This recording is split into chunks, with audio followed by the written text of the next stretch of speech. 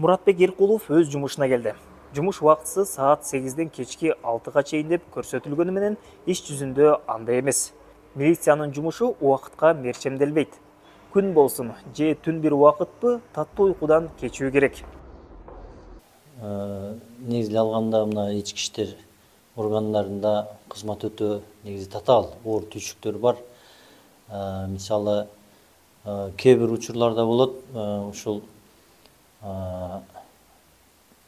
тиги кырсыктар, кылмыштар болгондо биз күнү түнү дебей, мисалы аба райынын татаалдыгына карабастан окуя болгон жерге тез жана ыкчам чыгууга аракет жасайбыз. Жана ошол жерде болгон коомдук коопсуздукту камсыздап, окуя болгон жерде кароо жүргүзүп, тийиштүү документтерди чогултабыз.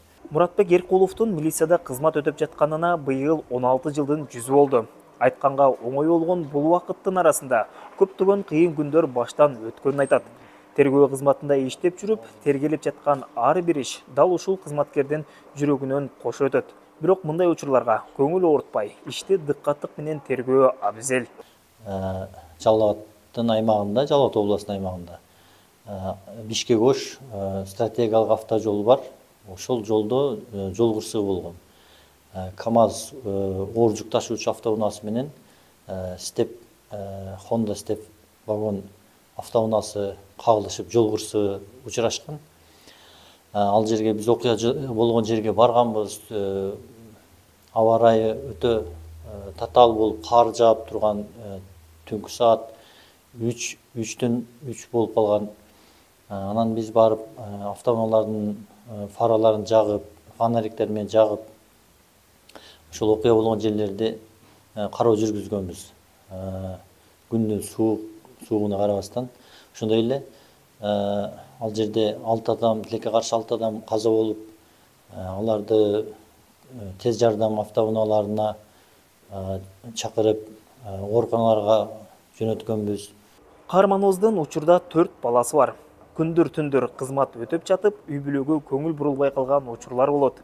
Алсак Эркулов алгачкы баласы төрөлгөнүн телефон аркылуу кабардар болгон. Ал күндү ал мындайча эскерет.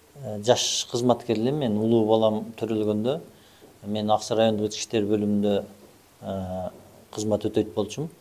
Анан ошондо как раз мен нөмөттө дежурство деп коет, ыкчам тергөө оперативдик тобунда туруп, ошол эртең менен саат 6-7-нин арасында ошондой сиз айткандай